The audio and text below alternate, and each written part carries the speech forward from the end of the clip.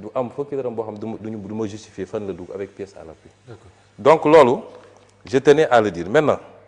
c'est une opportunité ma wax ko fii peuple sénégalais moo war a réclamer parce que débat bi day am ñoo xam ne dafa mel ni ñoom moom Sénégal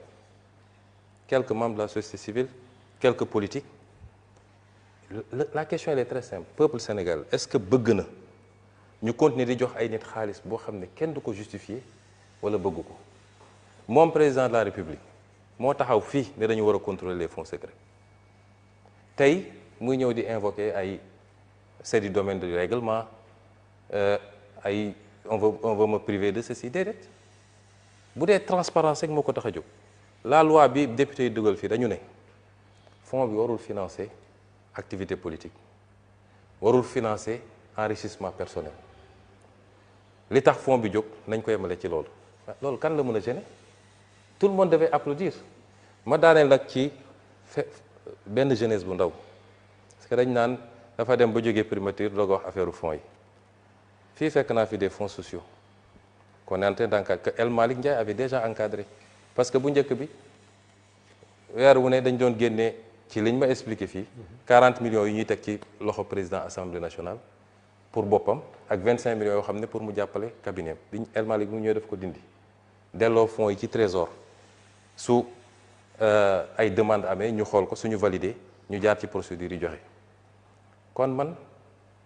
d'abord xaaruma ba jóge fa bi ñu toogee rek j'ai dit au président am na engagement yu ñu jël il faut ñu respecter ko am na ci yoo xam ne nag presque suñu engagement yëpp dañu ne ci tel nombre d'années lañ koy def par exemple les fonds spéciaux dañu ne woon dans les 3 premières années dinañu changer dinañu encadrer les fonds spéciaux mu ngi ci programme am ma ne ko yii il faut ñu respecter ko mais kilifa boo nekkee ak moom da nga koy may tuuti temps ma toog di observer demul j'ai relancé une fois toog jàpp sama ñàmbur ba mois de septembre 2025 Guy Marius Sagna déposé fii un projet une proposition pour l'encadrement des fonds spéciaux mu yégal ma ko en tant que président du parti moo ko ne ko Guy tegal ci suuf am na lu may nekk man mii parce que su ma sañoon exécutif mooy porter affaire bi parce que engagement exécutif la mu ne ma d'accord naa la ko ma dem gis président fekk ko bureau ma ne ko président député yi déposé ñu ngi bëgg a déposer benn proposition de loi mais soo amee dina ñaaw lool parce que yow yaa jël engagement bi sa programme la ne donte sa programme ñun ñëpp la engagé kon su ma sañoon mooy nga kii mu ne ma oui mais pourquoi ils veulent faire ça nangam ma ne ko d'accord ñu toog tuuti man ma dem toog dajale ay kàngam ñoo xam ne seen xam-xam dafa màcc yi ñu remonté def benchmarking xool li xew ci yeneen réew yi yemuñu ci loolu ñu xool li xewoon fii parce que président Mamadou Dia su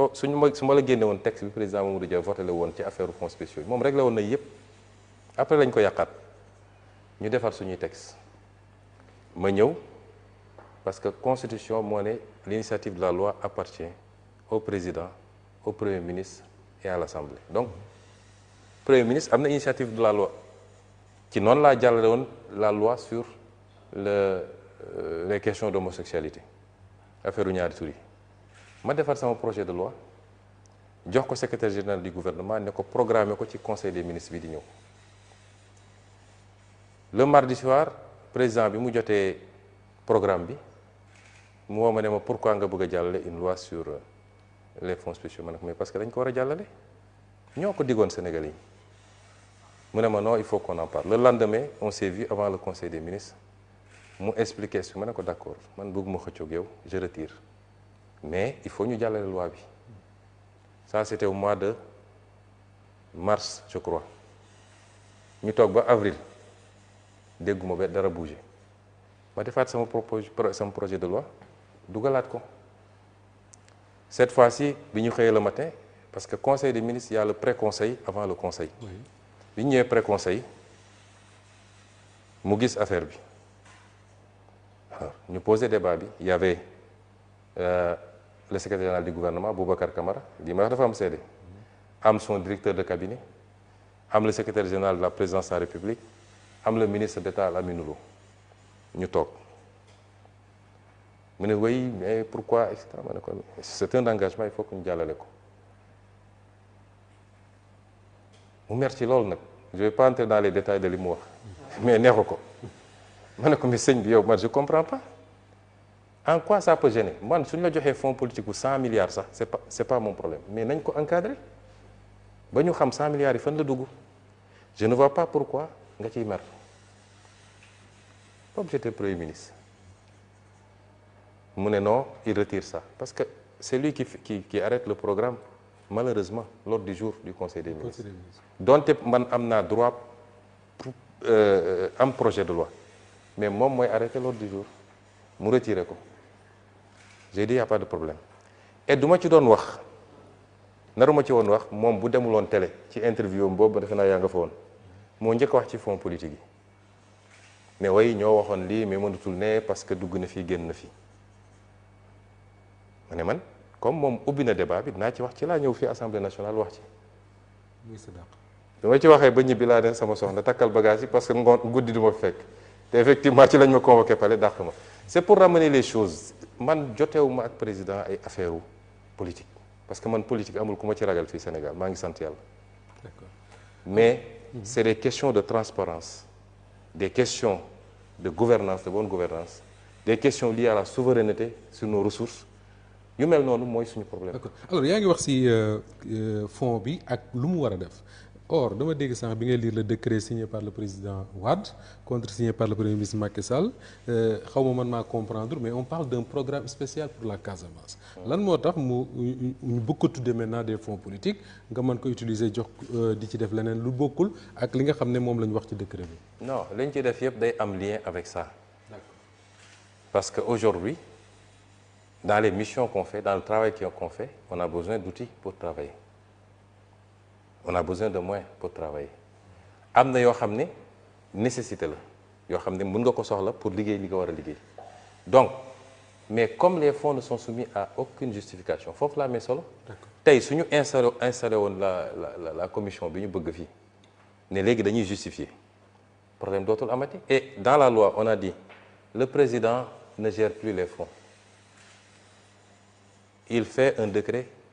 de répartition encore que li ma demandé wu ma ko ci fonds boobu je t'ai dit qu'à la primature on a 3 fonds on a le fonds d'aide le fonds de secours et les aides et secours ces 3 fonds quand on dote vous voyez là quand on dote les lignes le fonds d'aide le fonds de sécurité et aide et secours boo leen boolee 270 millions 2 milliards 100 et 540 millions mooy les 2 milliards 900 donc c'est 3 types de fonds donc li ñuy demandé dañ koy dugal fii wala fële dans l'un de ces fonds mais moi je me suis toujours évertué à ce que chaque centime soit justifié. D'accord.